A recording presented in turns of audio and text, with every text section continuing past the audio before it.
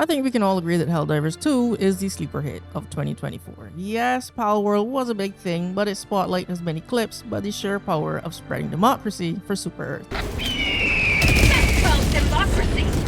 As a Helldivers 1 fan, this was one of my most anticipated games last year, but nobody expected this game to blow up the way it did. Especially the Arrowhead devs, since for like the first 3 weeks, you couldn't even get into the game you paid for.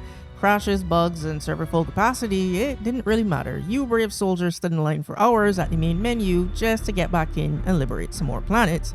So as a part of General Rash's new recruitment campaign, today's video essay is a joint operation with Super Earth to explain to you why Helldivers 2 is so addicting.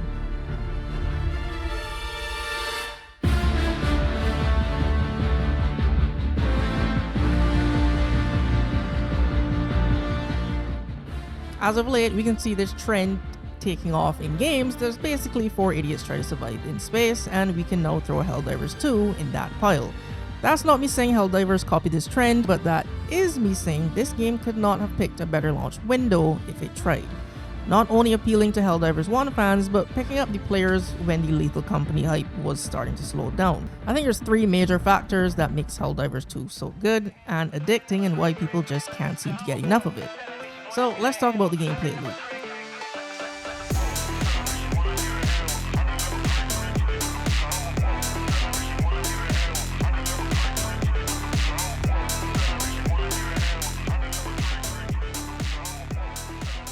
This game is so addicting because of how engaging it is.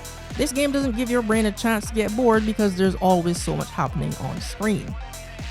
Player agency is a must. There's constantly things going on and you need to pay attention. You can't just panic spray if there's a lot of enemies on screen because you need to think of your teammates since friendly fire is on. Same goes for calling in airstrikes and other stratagems. And you can't get too tunnel vision because enemies pop up everywhere, so you need to keep your head on a swivel. Plus, there's also a mission timer, so you need to get moving and complete the mission and extract before your supplies from the ships above get cut off. There's so many things you need to manage and keep track of. The stratagem deployment method and using the arrow inputs is what makes this game so engaging. No matter how much is going on, having to input the correct ammos quickly while under pressure can save you or kill you and is a part of the fun. If Helldivers did things the way most modern games did, it wouldn't even be half as fun. Imagine if instead of the arrows, it was just press right on the D-pad like in Call of Duty to call in stratagems, or even just a regular weapon wheel. Immediately, that takes away the pressure. There's no risk involved and it's not that engaging. And speaking of risk, aside from player agency, it's also down to risk assessment. A lot of, if not all of the decisions the player has to make in this game are down to risk versus reward. Let's go gambling! Aw, dang it! If you want the really big explosive or powerful stratagems, then it's a much longer input required than the quick 4 inputs for an orbital. And aside from the main objectives, you can go around destroying bug nests or robot fabricators in hopes of finding samples that you can use to upgrade your ship. But destroying these nests can get very hectic very quickly, and you need to play on higher difficulties to get different types of samples. Now, if your squad decides to split up to get the objectives done faster and you die, you might have a pretty long trek back to get your guns, cause also you lose everything you had on you when you die. Now, is it worth risking more lives going back for your stratagem weapons across the map, or will you wait out the cooldown timer and try to survive to call your guns back in? Not to mention, if you had samples, you drop those too and they're shared with the entire team. So is everyone gonna risk more lives and potentially losing the mission by trying to retrieve those samples so they can upgrade their ship? It's all down to risk versus reward, and these systems are all connected and work well together to give the player an incentive to always take that risk, or at least consider taking it. The difficulty is a double-edged sword. It can be overwhelming and frustrating at times, but that's also why it's so rewarding when you pull it off and complete a mission. Which is something I think the game handles somewhat well. I say somewhat well because the balancing of the game's weapons and enemies vary from patch to patch, and I hate it sometimes because it's not consistent, but the part I think it does well is player expression. There's so many stratagems and weapons in this game that all do the exact same thing, but do them in different ways. And depending on the type of player you are, you might gravitate towards certain stratagems and armors. Yes, because even the armors have stats. Take the EAT rockets, the Quasar, and the recoilless rifle for example. One you can call in quick and get 2 single-use rockets, and the other you can always carry with you and either reload yourself or have a teammate reload your rockets for you, and the last one doesn't even use ammo but just has a long cooldown between shots. My friend prefers the EAT rockets because the cooldown is so short and he can call them in all the time, but I tend to play a bit more safe and prefer to have my recoilless rifle or the Quasar at all times. If I see a charger, I don't have to worry about calling in stratagems because I always fumble the inputs. I can just start shooting. So different players can choose different weapons that suit their playstyle instead of everyone using the same thing. This can even go a step further, and if you're like my squad, you can assign roles based on the stratagems that you like to use. I like explosions and using Eagle 1 to help me rain democracy from above, so I'm responsible for taking out any chargers, titans, or heavily armored enemies.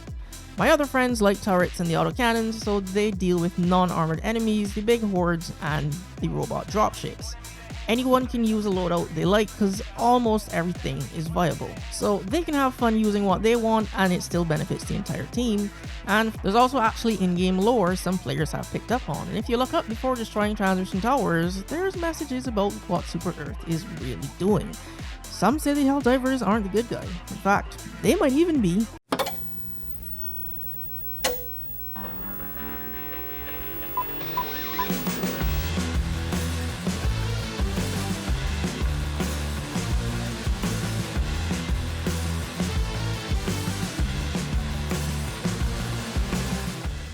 The second and real reason I believe Helldivers has a grip on everyone is because it's a giant co-op roguelike disguised as a third-person action shooter.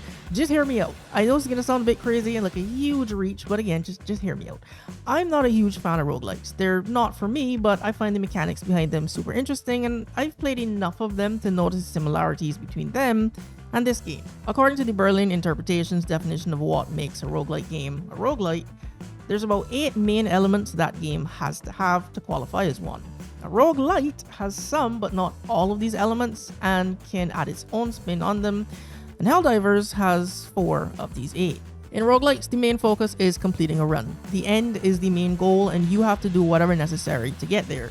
In Spelunky and Dead Cells, it's platforming, Hades is a dungeon crawler, Hitman 3 has you find intel and assassinate targets, working your way up a ladder, and in Helldivers, it's completing objectives, surviving hordes, and extracting before time runs out and your supplies get cut off. I'm not saying Helldivers is 100% a roguelite, or that was the dev's intention, but the gameplay loop definitely reminds me of them. Random map generation? Check. Remember the examples I gave about different rockets? There's several objectives in this game that needs explosives, and these are all the ways to deal with them, and they keep adding more. You can kill chargers with explosives, you can use the Quasar to break off the armor and shoot it instead, or you can just set it on fire by using lasers. So complexity to allow for multiple solutions? Check.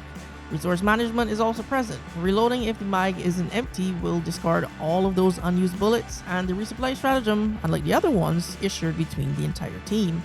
So you gotta coordinate when to call in drops or hope you find some ammo, heals, and grenades when exploring. The permadeath part, I'm kinda 50-50 on. In roguelikes, when you die, you lose all of your items and you have to start over. And in this game, it's the same. You lose all of the items you didn't start with and die enough times, then that's game over. So in a sense, when your individual life ends and that run is over, you lose all of your items. So there's a lot more elements that Helldivers has outside of these 4, but I'm not going to spend the whole video on this. I'll leave a link in the description below if you're curious, and you can go read what other similarities that Helldivers lines up with in terms of roguelike mechanics. But all of these, on top of being unpredictable, you never know what to expect on your next run. It's so easy to lose track of time playing this game because it's so engaging and a lot of fun. Every time I play this game, I play 3 hours minimum. I always lose track of time. So, roguelike fans, I'd like to hear your thoughts on this. Is Helldivers a roguelike? And the last reason is because of something I've been doing throughout this entire video. Role-playing. Freedom, liberty, democracy. These words have been buried in everyone's head. I've never seen a game that managed to get their entire community to play along like this. They treat the players like actual Helldivers both in-game and on their socials, and it's just fun. The major orders are on theme for a war-based game, but also it's genius from a gameplay perspective. Giving the community one main goal to take on rallies everyone and makes them feel like they contributed. The OR table moves based on our actions. We, the players, push back surprise attacks from the enemy just like in a real war. Us completing missions and liberating planets makes an actual difference in game, and we can unlock mechs by taking over automaton planets and get other stratagems. We just got another new titan. Mech, sorry, Titanfall fan, it's a mech.